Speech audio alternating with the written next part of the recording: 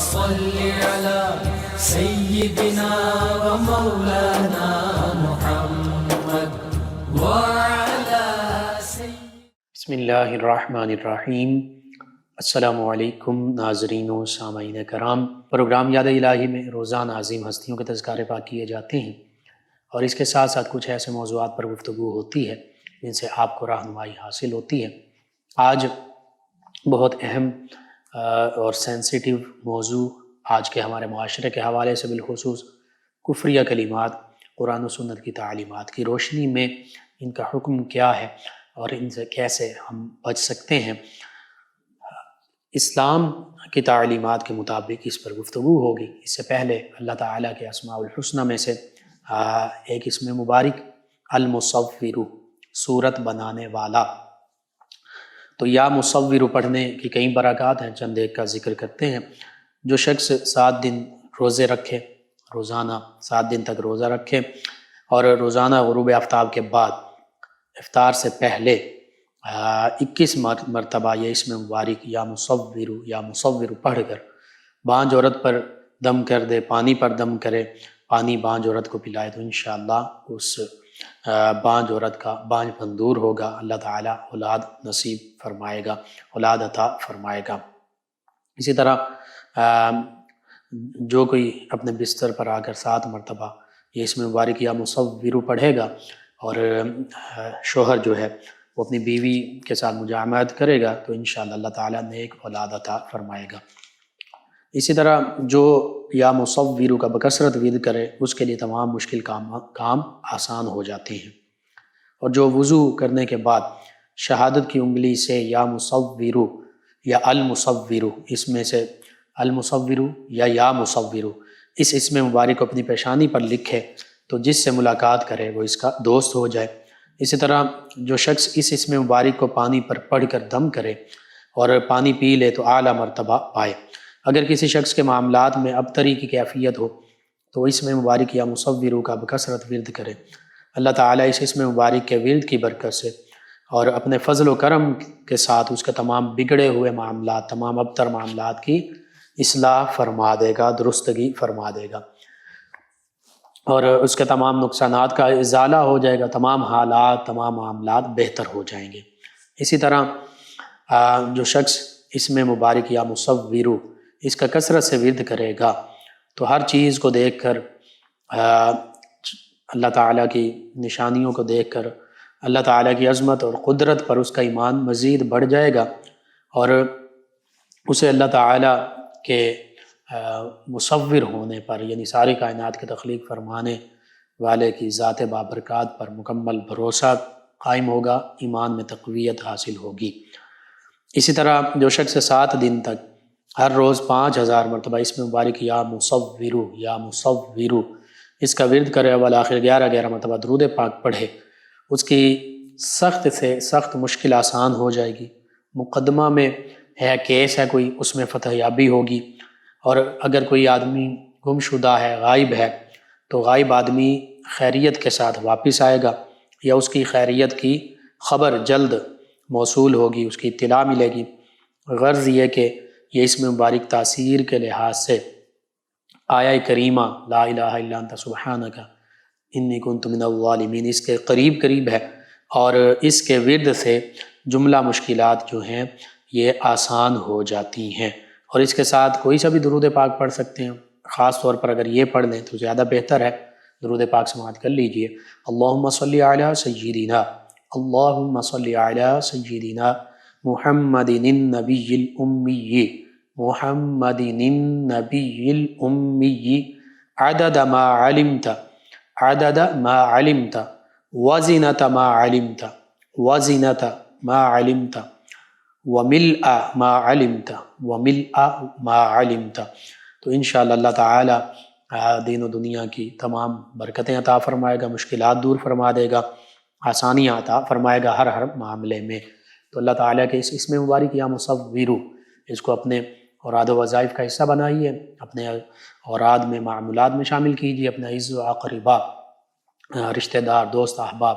پڑوسی، محلے دار، امت مسلمہ تک پہنچائیے۔ میرے آپ کے ہمارے بتانے سے ہمارے کسی بھی مسلمان بہن بھائی کسی مسلمان فرد کا فائدہ ہوتا ہے انشاءاللہ یہ ہمارے لیے دین و دنیا آخرت میں بھلائی فائدہ نجات کا باعث ہوگا۔ اللہ سبحانہ و تعالی ہمیں آسانیاں عطا فرمائے، آسانیاں بانٹنے والا بنائے، مشکلات سے ہماری حفاظت فرمائے، آمین۔ جی ناظرین و سامعین، کفری کلمات قرآن و سنت کی تعلیمات کی روشنی میں اس کا حکم کیا ہے، کیسے بچنا چاہیے؟ قرآن مجید فرقان حمید اور دین اسلام کی تعلیمات حق اور صداقت پر مشتمل ہیں، اور اللہ سبحانہ و تعالی بھی حق کو، صداقت کو، اچھی بات کو پسند فرماتا ہے۔ قرآن و سنت کی تعلیم بھی یہی ہے۔ دین اسلام کی تعلیمات میں یہ بھی ہے کہ فرمایا گیا کہ کریم صلی اللہ علیہ وآلہ وسلم فرمایا کہ اسلام کسی بھی شخص کے حسن اسلام میں سے یہ ہے کہ جو لا یعنی بات ہو، یعنی جس بات کا کوئی فائدہ ہی نہیں ہو، بے معنی ہو، فضول ہو، اس بات سے بچ جائے۔ یہی اسلام کی خوبصورتی ہے ہر مسلمان کے لیے، ہر بندہ مومن کے لیے۔ اور قرآن مجید فرقان حمید میں اللہ سبحانہ و تعالی نے فرمایا یا ایھا الذین آمنوا اتقوا اللہ وقولوا قولا سدیدا، اے ایمان والو تم اللہ کا تقوی اختیار کرو، اللہ سے ڈرتے رہو، خشیت الہی کے پیکر بن جاؤ۔ اور حقیقت یہ ہے کہ جو متقی بن جاتا ہے، تقوی کہتے ہی اسی کو ہے کہ اللہ تعالیٰ کا خوف، ڈر بندہ مومن کے قلب میں، دل میں سما جائے، اور اس تقوی اور خشیت کے باعث وہ ہر لمحے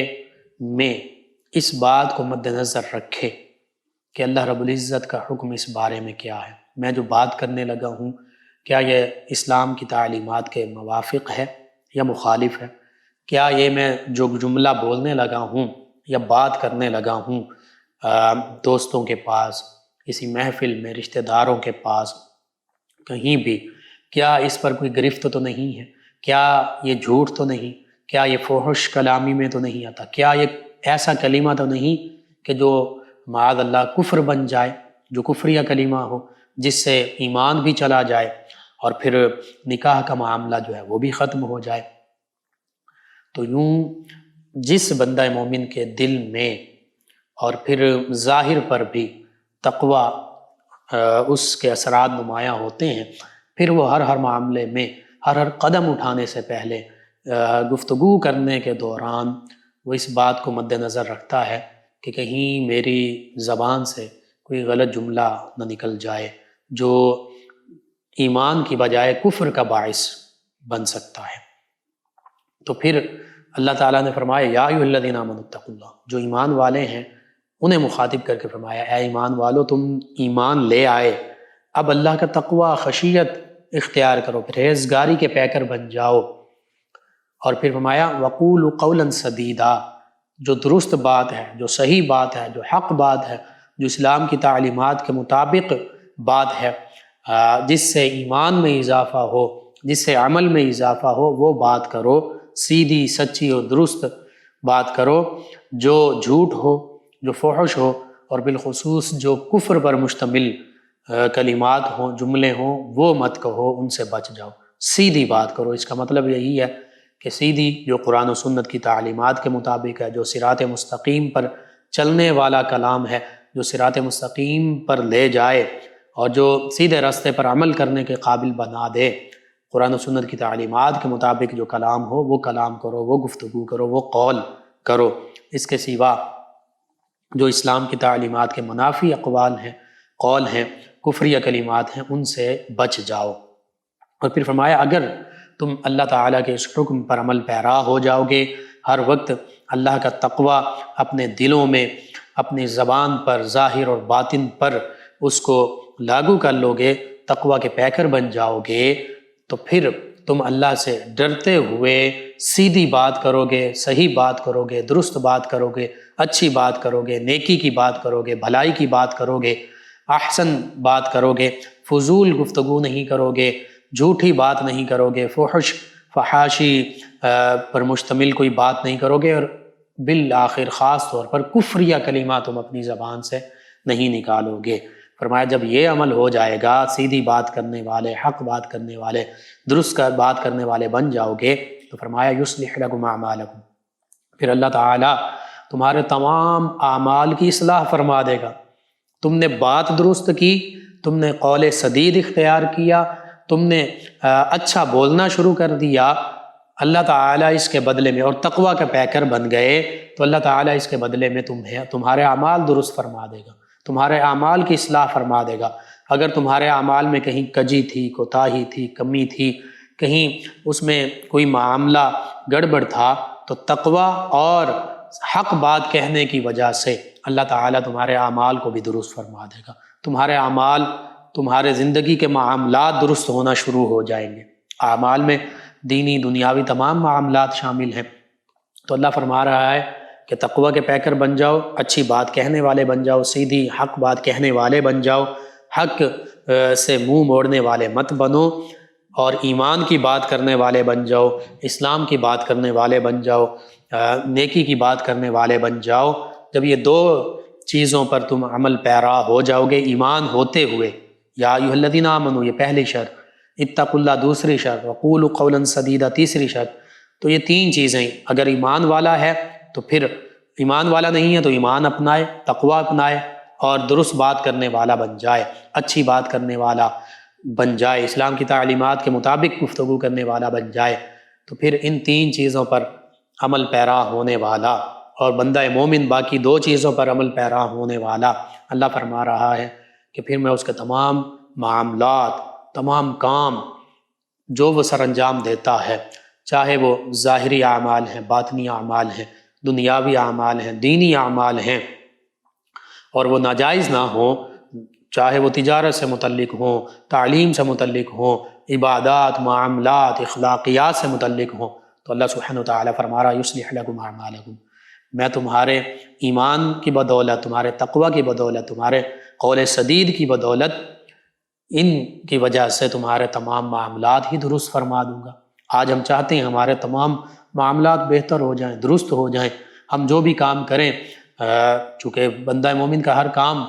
وہ اسلام کی تعلیمات ہی کے موافق ہوتا ہے، تو ہم یہ چاہتے ہیں، ہماری خواہش ہوتی ہے کہ ہمارے تمام معاملات درست ہو جائیں، تمام کاموں میں بہتری آ جائے۔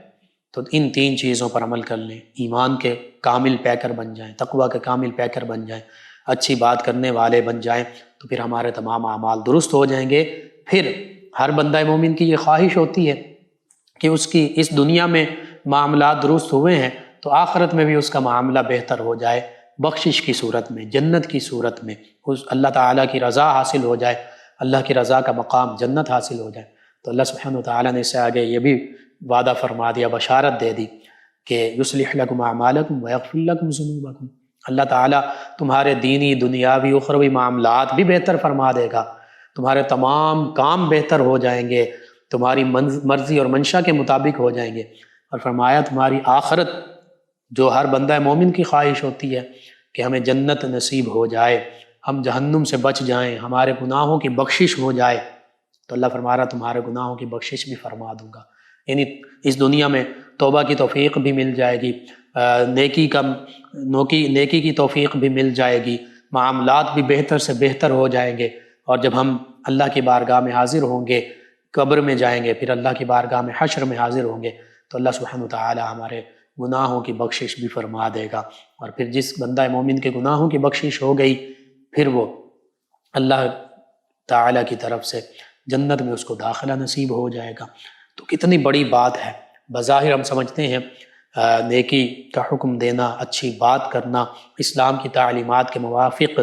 گفتگو کرنا، یہ اس کو عام ہم معمولی کام سمجھ رہے ہوتے ہیں، لیکن حقیقت یہ ہر بندہ مومن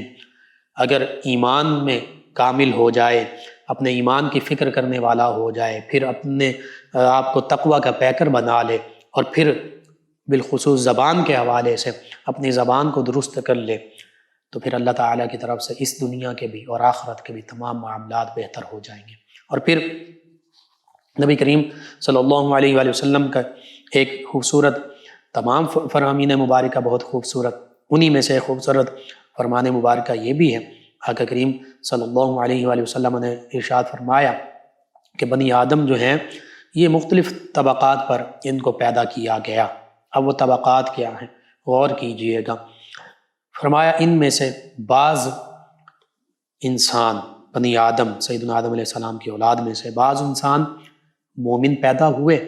ایمان والوں کے گھروں میں ایمان کی حالت میں پیدا ہوئے، حالت ایمان پر زندہ رہے، پوری زندگی حالت ایمان پر گزاری، اور مومن ہی مریں گے۔ 3 حالتیں، پیدا بھی ایمان پر ہوئے، زندگی بھی ایمان پر گزاری، اور جب مریں گے تو ایمان پر خاتمہ بالایمان، خاتمہ بالخیر نصیب ہوگا۔ یہ سب سے اعلیٰ مقام ہے کہ تینوں حالتیں، پیدا ہوتے وقت بھی، زندگی میں بھی، اور مرتے وقت بھی ایمان ہی ایمان کی سعادت حاصل رہی۔ یہ پہلا طبقہ۔ پھر فرمایا بعض اس کے برعکس، کافر پیدا ہوئے، حالت کفر پر زندگی گزاری، اور کافر ہی مریں گے، حالت کفر پر ہی موت آ گئی۔ یہ سب سے بدتر کہ پیدا بھی حالت کفر میں ہوئے اور زندگی بھی حالت کفر میں گزاری، اور پھر اسی حالت میں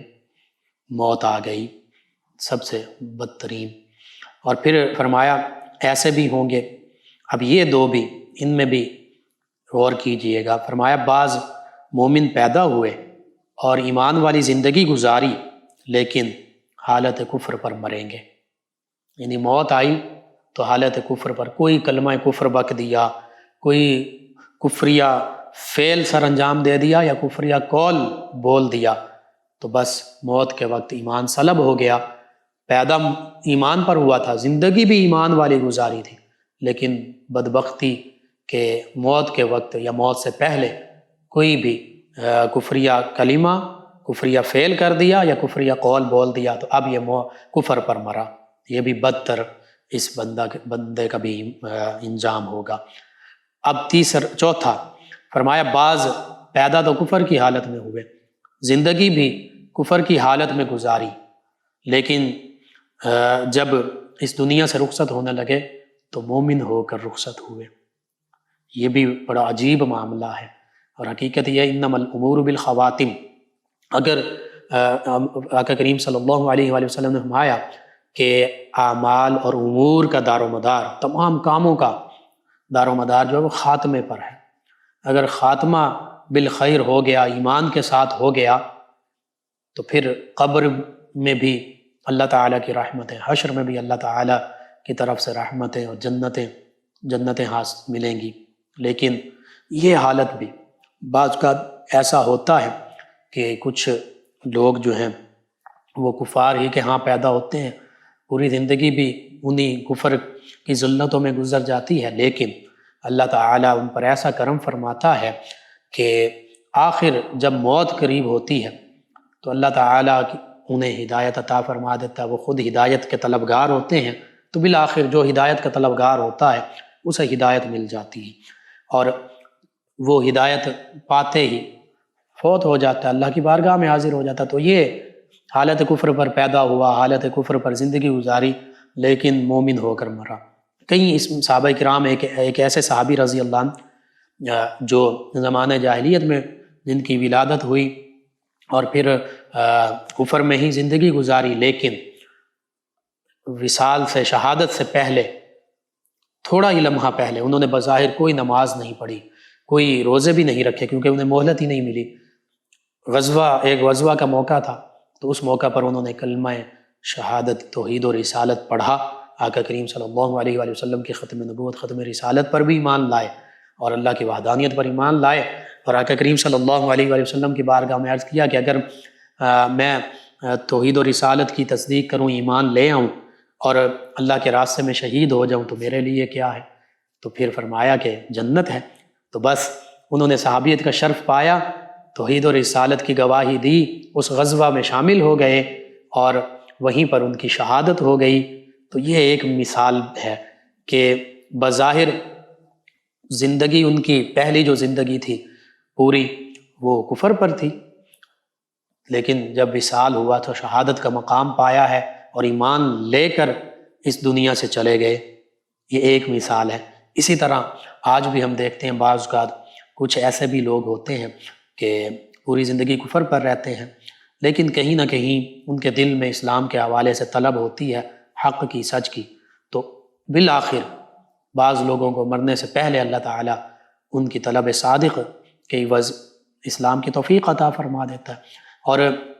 اس سے یہ بھی پتہ چلتا ہے کہ اگر ہم مسلمانوں کے گھر میں پیدا ہوئے ہیں، مسلمانوں والی زندگی گزار رہے ہیں،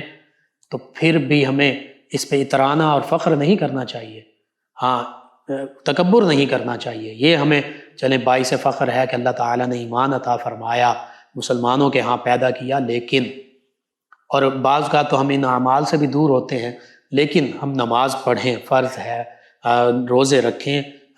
حج زکوٰۃ سارے معاملات ضروری ہیں، لیکن کبھی بھی ان پر ہم بھروسہ نہ کریں کہ میں اپنی عبادات کی وجہ سے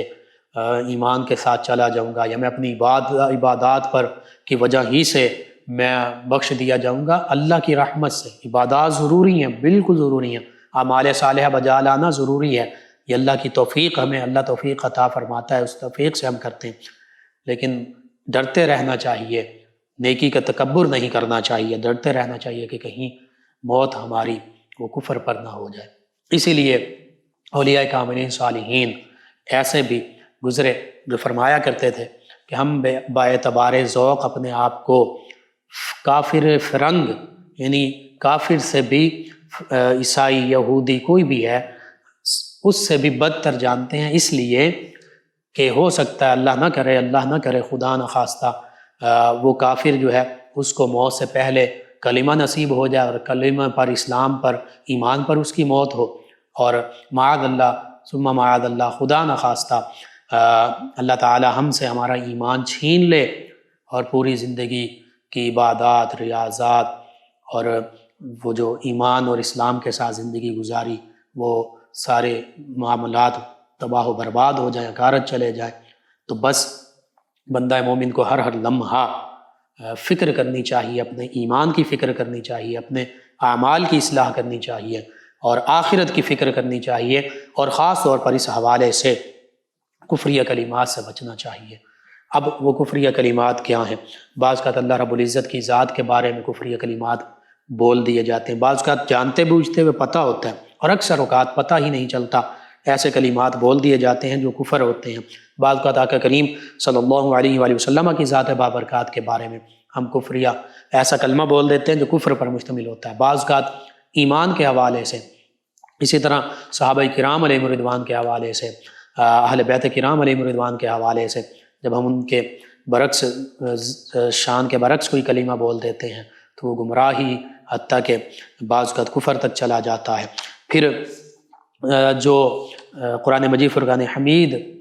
اور دیگر کتب سماویہ ہیں، اگر ہم ان کا انکار کر دیں کفر تک چلا جاتا ہے، یا قرآن مجید، فرقان حمید کا مذاق اڑائیں، اسی طرح نماز، روزہ، حج، زکوٰۃ ان کا مذاق اڑائیں یا ان کا انکار کر دیں، کفر تک معاملہ چلا جاتا ہے۔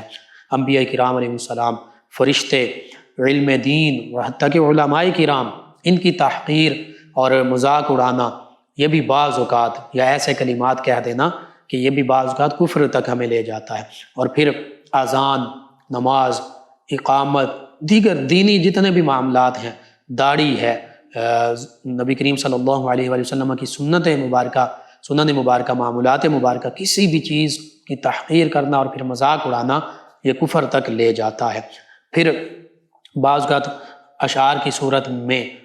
کفریہ کلمات، کفریہ اشعار ہوتے ہیں، ناشکری کی جا رہی ہوتی ہے، یا فوتگی اور مصیبت کے موقع پر ایسے جملے بول دیتے ہیں معاذ اللہ جو کفریہ کلمات ہوتے ہیں، اور پھر غور بھی ہم نہیں کر رہے ہوتے۔ یہ چند ایک معاملات ہیں۔ اسی طرح آج کل فلموں، ڈراموں میں، گانوں باجوں میں، اخباری مضامین میں، ناول جو ہیں، ڈائجسٹ، مختلف طرح کے کیسٹس، سوشل میڈیا، کتابیں، حتیٰ کہ لوگ بھی، اور بعض اوقات وہ لوگ جو بظاہر اپنے آپ کو اسکالر کہہ رہے ہوتے ہیں، جنہوں نے کہیں بھی اسلام کی حقیقی تعلیمات علماء کرام کے پاس بیٹھ کر نہیں پڑھی ہوتی، بس چند ایک کتابیں پڑھیں، کچھ قرآن مجید، فرقان حمید کا ترجمہ پڑھ لیا، احادیث مبارکہ کے ترجمے پڑھ لیے، اور بس اپنے آپ کو بہت بڑا وہ دانشور سمجھنے لگ پڑتے ہیں، اپنے آپ کو بڑا عالم دین اور بڑا اسکالر سمجھنے لگ پڑتے ہیں، حتیٰ کہ بعض اوقات پھر ٹیلی ویژن پر آ کر لوگوں کو گمراہ کرنا شروع کر دیتے ہیں، اور وہ بھی کفریہ کلمات بول جاتے ہیں، انہیں سمجھ تک نہیں آتی، اپنی دانش میں وہ سمجھ رہے ہوتے ہیں کہ ہم اسلام کی بڑی خدمات سر انجام دے رہے ہیں، لیکن حقیقت میں وہ کفریہ کلمات بول دیتے ہیں۔ وجہ کیا ہوتی ہے؟ علماء کرام کہ جو قرآن و سنت کے حقیقی جاننے والے ہیں، ان کے پاس وہ بیٹھے ہی نہیں۔ وہ علم دین کا جو ایک طریقہ ہے علماء کرام کے پاس مدارس میں جا کر بیٹھ کر سیکھنا اور علم کی گہرائیوں کو سیکھنا، قرآن مجید فرقان حمید کا ترجمہ کرنے کے لیے صرف اردو یا عربی آنا ضروری نہیں، دیگر اصول تفسیر کا علم ہے، اصول تفسیر کا علم ہے، صرف نحو کا علم ہے، فقہ کا علم ہے، پھر حدیث مبارکہ، پھر دیگر مختلف علوم ہیں، ان کو سیکھنا ضروری ہے۔ ان علوم کے جو ابتدائی چیزیں ہیں ان سے بھی بہرہور نہیں ہوتے یہ لوگ، لیکن اسکالر اپنی دانش میں بنے ہوتے ہیں، اور سیکولرزم اور لبرلزم کو اسلام کے لبادے میں پیش کیا جا رہا ہوتا ہے۔ تو بس ضرورت اس امر کی ہے کہ قرآن مجید فرقان حمید کی تعلیمات علماء کرام کے پاس بیٹھ کر سیکھی جائے، احادیث مبارکہ کا علم علماء کرام کے پاس بیٹھ کر سیکھا جائے، یا جو مستند علماء کرام ہیں ان کی جو تفاسیر ہیں، ان کے جو تراجم ہیں، انہوں نے جو تحقیقی کتب لکھی ہیں ان کو پڑھا جائے، لیکن پھر بھی بیان کرتے وقت بھی کوشش کی جائے کہ علماء کرام سے رہنمائی لے لی جائے۔ حتیٰ کہ آج کل تو اپلیکیشنز اسلامی حوالے سے اپلیکیشنز بن رہی ہیں، جن اپلیکیشنز کے اندر خیانتیں بھی کی گئی ہیں، اور جن اپلیکیشنز کو عام بندہ استعمال کر رہا ہے لیکن اسے پتہ نہیں بیچارے کو، وہ علماء کرام نے اس پر باقاعدہ مختلف اسلامک اپلیکیشن انہوں نے اس کی تحقیق کی ہے کہ اس کے اندر یہ چیزیں غلط ہیں، اس کے اندر یہ چیزیں انہوں نے توڑ مروڑ کر اپنے لفظوں میں بیان کی ہیں، اور یہ چیزیں چھوڑ دی ہیں، ایسی خیانتیں کی گئی ہیں۔ تو اس لیے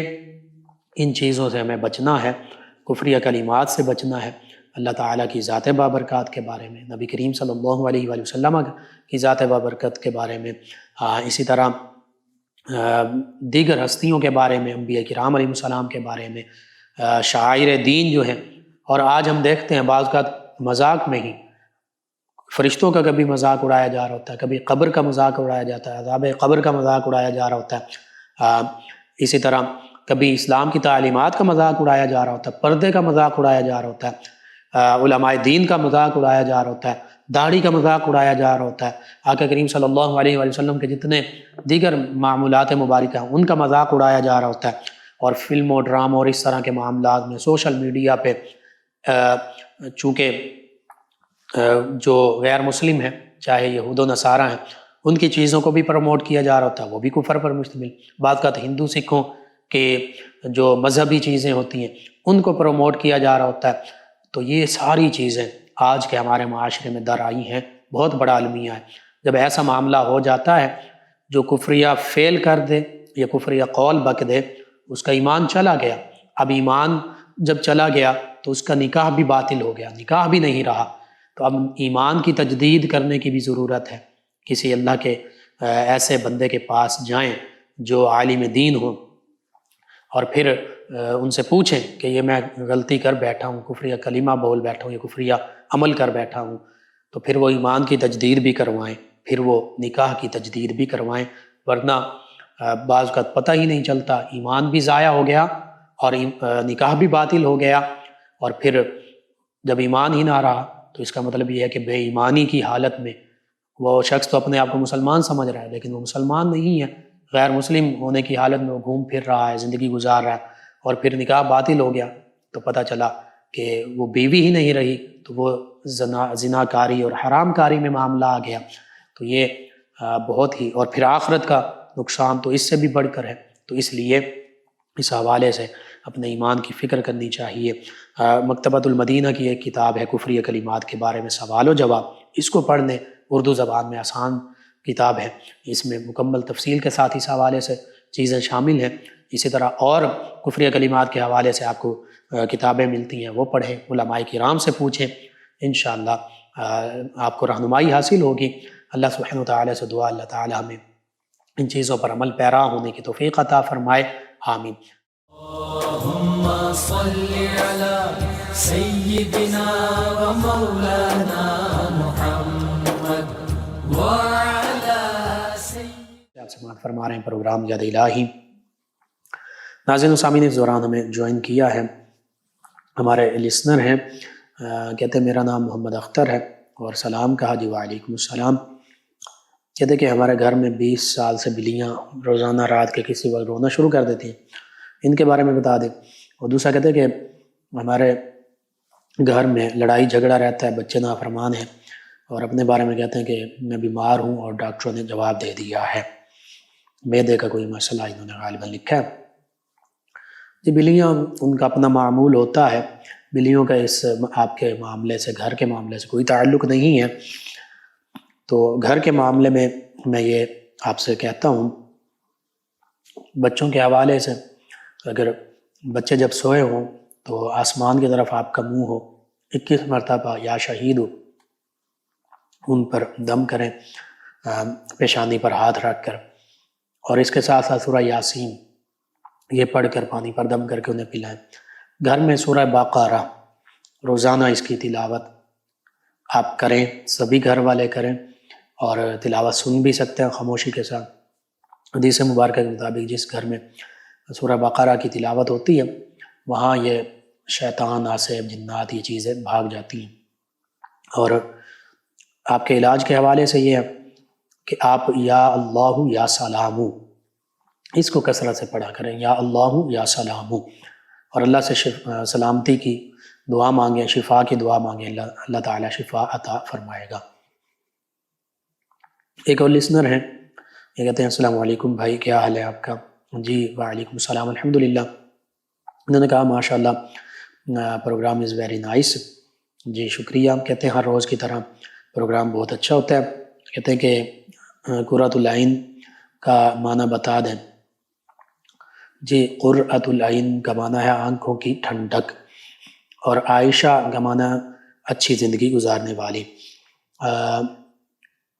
انہوں نے وظیفے کے بارے میں پوچھا ہے کہ ہم نے وظیفہ پوچھا تھا، آپ نے بتایا ہے، اور کہتے کہ میسیج کے حوالے سے کچھ کہا، آپ دوبارہ وظیفے کے بارے میں لکھ بھیجیے، میں دوبارہ بتا دوں گا۔ ہمارے ایک اور لسنر ہیں جو دعاؤں سے نوازتے ہیں،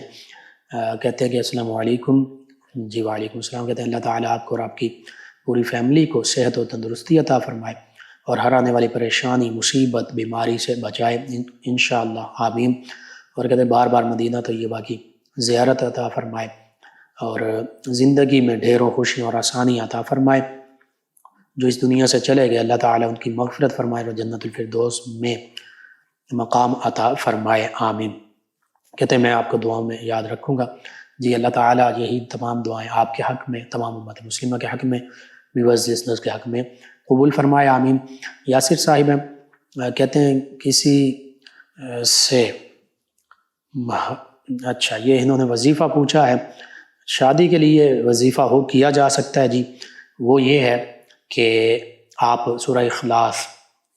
41 مرتبہ روزانہ پڑھیے رات سونے سے پہلے 90 دن تک، اور درود پاک کی کثرت کریں۔ اس کے علاوہ سورہ اخلاص ہے اول آخر بھی درود پاک پڑھیں، اور اگر آپ کہیں عقد کرنا چاہتے ہیں تو والدین کو بھیجیے، اللہ تعالیٰ نے چاہا، اللہ تعالیٰ کی طرف سے آپ کے لیے وہاں بہتری ہے تو ضرور ہوگا۔ ان کے علاوہ ایک لسنر ہیں ایمان صاحبہ، کہتی ہیں السلام علیکم۔ جی وعلیکم السلام، how are you? I am fine. کہتے ہیں کہ ویری نائس شو، ویری جی شکریہ آپ کا۔ کہتے ہیں بھائی پلیز یہ نعت لگا دیں کہ بن دیکھے محمد پر قربان زمانہ ہے۔ چلے انشاءاللہ ہم اپنی نشریات کا حصہ بناتے ہیں، کوشش کرتے ہیں ہم نشریات ہماری سنتے رہیں۔ ایک اور لسنر ہیں، کہتے ہیں نماز کی حالت، نماز میں خیالات آتے ہیں، روحانی عمل بتا دیں۔ نماز کا ترجمہ آپ یاد کیجئے، اور جب نماز پڑھنے لگیں تو یہ خیال کیجئے کہ میں اللہ کی بارگاہ میں حاضر ہوں اور اللہ کی بارگاہ میں اپنی درخواست پیش کر رہا ہوں، عرض گزار ہوں، اپنا مدعا بیان کر رہا ہوں، اور جو نماز کے معنی ہیں ان پر غور کیجئے، اللہ تعالیٰ بہتری فرما دے گا۔ ویسے وسوسوں کے لیے آپ یا حی یا قیوم برحمتک استغیث یہ کثرت سے پڑھتے رہیں، استغفار پڑھتے رہیں، کرتے رہیں۔ اشتیاق علی صاحب کہتے ہیں قرض بہت زیادہ، کوئی وظیفہ بتا دے، ٹینشن میں درود تنجینا 1000 مرتبہ پڑھیے، اور یا مالک الملک 10,000 مرتبہ پڑھیے، اور سورہ قریش عشاء کی نماز کے بعد 41 مرتبہ 21 یا 41 مرتبہ پڑھیے، اللہ سے دعا کیجیے، اللہ تعالیٰ بہتری فرما دے گا۔ محمد رضوان صاحب ہیں، انہوں نے سب کو سلام کہا جی وعلیکم السلام۔ اوکاشا ہیں، انہوں نے کہا السلام علیکم، کیا حال ہے بھائی، صحت طبیعت کیسی ہے؟ جی وعلیکم السلام الحمدللہ۔ کہتے ہیں تعویذ کا اثر ہے انہیں، اور کہتے ہیں اس حوالے سے میں بے ہوش ہو کر گر جاتی ہوں، اس کے حوالے سے بتا دیں۔ کہتے کہ آپ میرا میسج شامل نہیں کرتے، یہ ابھی بھی تواز لکھا ہوا ہے، تو تعویذ میں جو سمجھا ہوں اس حوالے سے چند ایک چیزیں آپ نوٹ فرما لیں۔ ایک تو باوضو رہیں، نماز پڑھیں، قرآن کریم کی تلاوت کریں، بالخصوص صبح اور شام سورہ فاتحہ، آیت الکرسی اور 4 قل اول آخر 3 مرتبہ درود پاک کے ساتھ، یہ سورہ فاتحہ، آیت الکرسی اور 4 قل 3 مرتبہ پڑھ کر اپنے اوپر دم کر لیں، ہاتھوں پہ دم کر کے ہاتھ پورے جسم پر پھیل لیں، اور سورہ بقرہ گھر میں تلاوت اس کی سنیں، تلاوت کریں اور استغفار کی کثرت کریں۔ یہ چند چیزیں جیسے ہی نماز کی تلاوت کی پابندی کریں گی، باوضو رہیں گی، اور یہ چند چیزیں ان کو پڑھیں گی، انشاءاللہ اللہ تعالیٰ شفا عطا فرمائے گا۔ یا اللہ یا سلام بھی اس کے ساتھ آپ پڑھ سکتی ہیں۔ آرزو صاحبہ منصور آباد سے کہتی ہیں کہ بھائی اگر شوہر عورت کو ماں باپ سے نہ ملنے دے تو اس کے بارے میں کچھ بتا دیں۔ جس حوالے سے یہ ہے کہ اپنے بزرگوں سے، شوہر کے والدین اور دیگر جو بزرگ ہیں ان سے بات کیجیے، اپنے والدین سے۔ اس کا طریقہ یہ ہے کہ جب وقت ہے، اگر تو والدین قریب ہیں تو بالکل ہر مہینے